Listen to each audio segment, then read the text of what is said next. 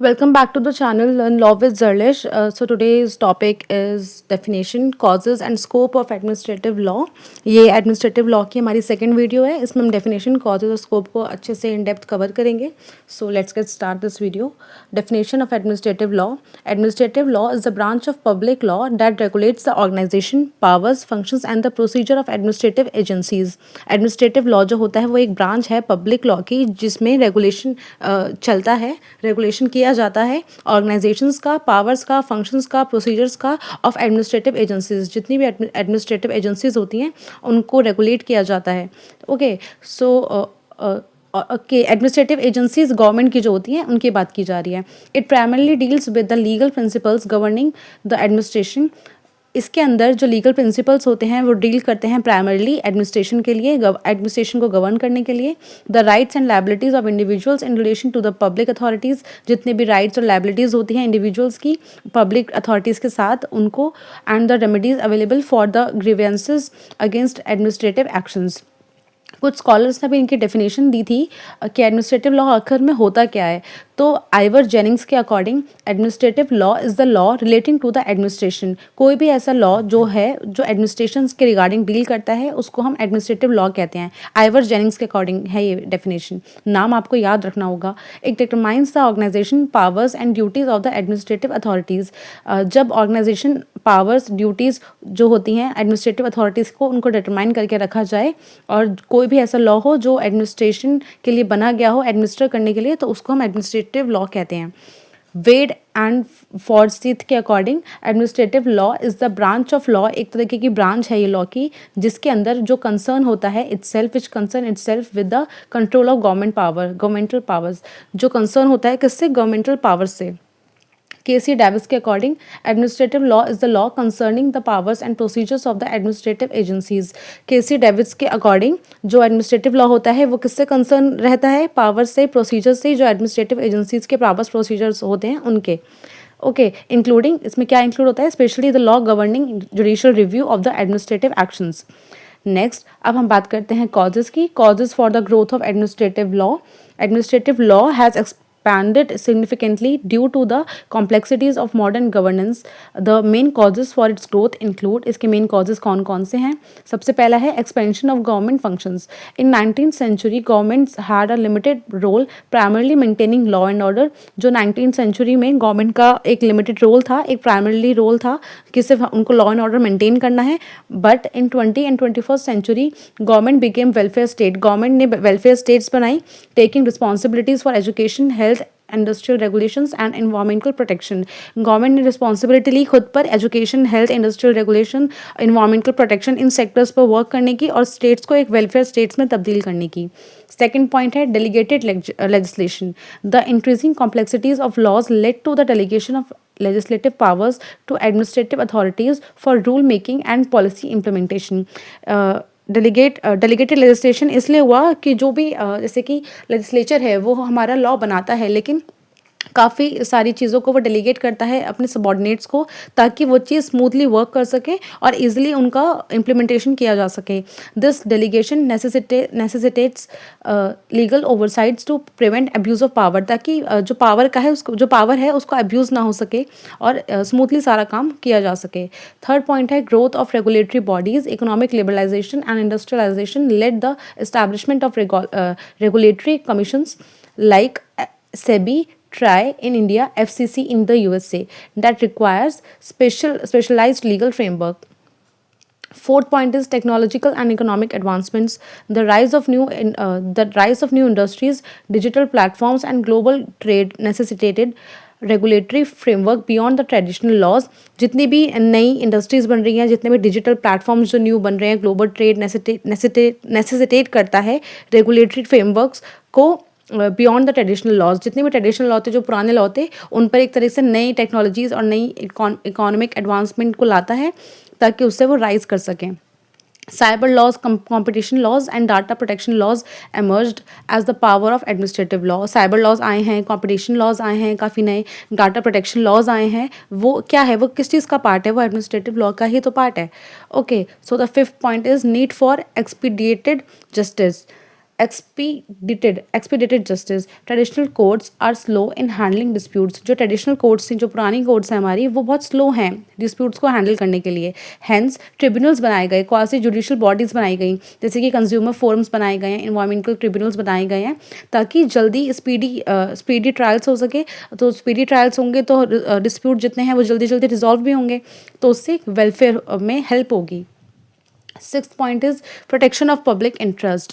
Protection of public interest के अंदर आएगा administrative law ensures that the government agencies, जितनी भी गवर्नमेंट एजेंसीज हैं, वो फेयरली एक्ट करें, कुछ भी इन्फ्रिंज ना करें। किसी इन्फ्रिंज मतलब वॉयलेशन, ओके, कोई भी वॉयलेशन ना हो सिटीजन्स के राइट्स का arbitrarily. Judicial review and the principle of natural justice prevent misuse of power.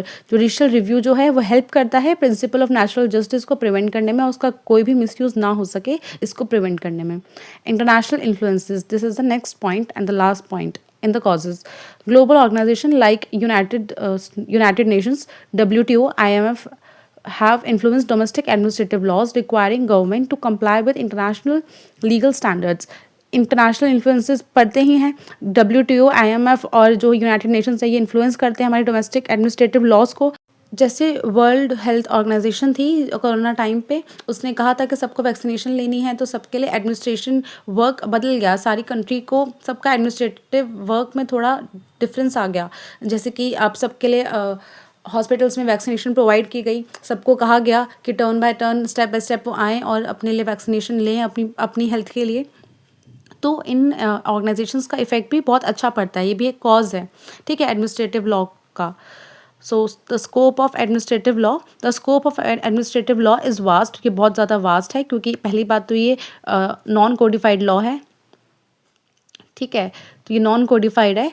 Covering various aspects of governmental functions, ये बहुत सारे गवर्नमेंटल फंक्शंस को कवर करता है। द राइट्स ऑफ इंडिविजुअल्स को कवर करता है, कंट्रोल करता है मैकेनिज्म्स को over the administrative actions. So the key areas include, जो की एरियाज हैं उनमें क्या क्या इंक्लूड होता है, सेम वही है, delegated legislation, rule making power को सबॉर्डिनेट्स को डेलीगेट कर दिया जाता है, ताकि वो ईजिली अपनी चीज़ों को फंक्शन कर सकें, अच्छे से अपने मैनेजमेंट को रन कर सकें। Administrative authorities are empowered to make rules, regulations and bylaws under the delegated legislation. Examples: the RBI's regulation on banking practices, environmental norms set by pollution control boards. Okay, second point is administrative adjudication. Special tribunals and quasi-judicial bodies handle disputes outside the conventional court system.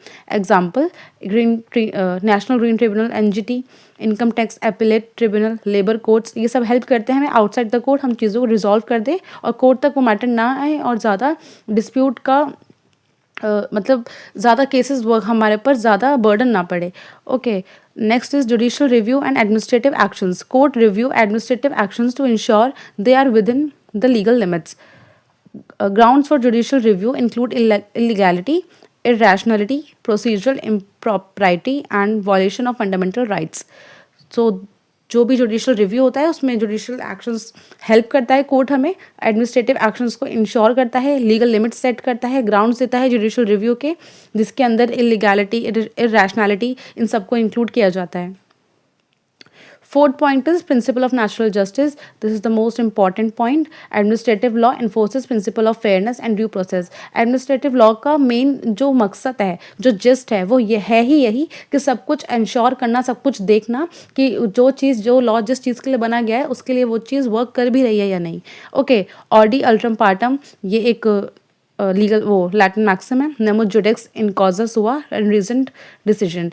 Right to be heard और audi alteram partem का मतलब होता है कि every single individual have a right to be heard, उसे उसकी बात बिना सुने आप उसे पनिश नहीं कर सकते। Okay, nemo judex in causa sua, no one should be a जज in their own case. Suppose मेरा कोई अपना केस है और मैं ही उसको जज करूं, तो जाहिर सी बात है मैं उसमें पार्शलिटी करूंगी। सो ऐसा भी नहीं हो सकता कि अपने ही केस में आप खुद जज बन सकें। No one should be a जज in their own case.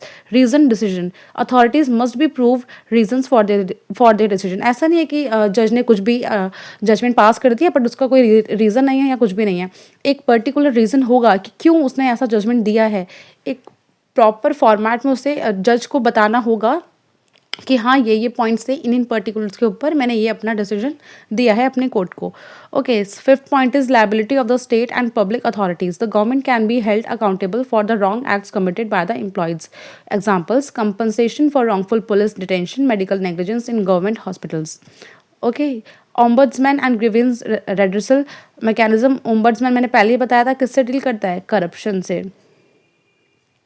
Institution like Lokpal India, Ombudsman UK and Inspector General USA investigates administrative misconduct and corruption. जहाँ पर भी ombudsman आ जाए वहाँ का सीधा सीधा corruption को याद कर लेना. Control over administrative discretion. Administrative discretion का कंट्रोल होता है and courts and legislative bodies ensures that administrative authorities do not exercise their powers arbitrarily. कि कोई भी कोर्ट, कोई भी अथॉरिटी आर्बिट्ररली मतलब अपनी मन मर्जी से, मन मुताबिक कुछ भी ऑर्डर पास नहीं कर सकती, कुछ भी ऐसा एडमिनिस्ट्रेशन नहीं कर सकती, कुछ भी ऐसी चीज़ एक्सरसाइज नहीं कर सकती। ओके, आई होप आपको समझ आ गया होगा सारा। हम कंक्लूजन की बात करते हैं। Administrative law is an essential part of modern governance, ensuring transparency, accountability, and fairness in administrative actions.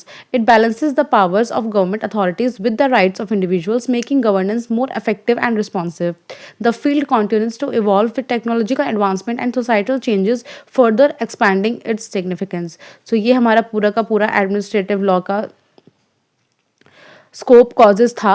I hope आपको समझ आ गया होगा। एडमिनिस्ट्रेटिव लॉ एक बहुत इंपॉर्टेंट और बहुत एसेंशियल पार्ट है मॉडर्न गवर्नेंस के अंदर। उसके अंदर वो इंश्योर करता है ट्रांसपेरेंसी को, अकाउंटेबिलिटी को और फेयरनेस को एडमिनिस्ट्रेटिव एक्शंस के अंदर, और ये बैलेंस करता है पावर को, जो गवर्नमेंट अथॉरिटीज़ की पावर होती हैं, जो राइट्स ऑफ इंडिविजुअल्स होते हैं, जो दिए जाते हैं इंडिविजुअल्स को राइट्स, उनको बैलेंस करने में making governance more effective and responsive. Government को मोर इफेक्टिव बनाता है और रिस्पॉन्सिबल बनाता है कि हाँ कि उनकी रिस्पॉन्सिबिलिटी है कि एडमिनिस्ट्रेटिव लॉ को देखा जाए, एडमिनिस्टर करा जाए।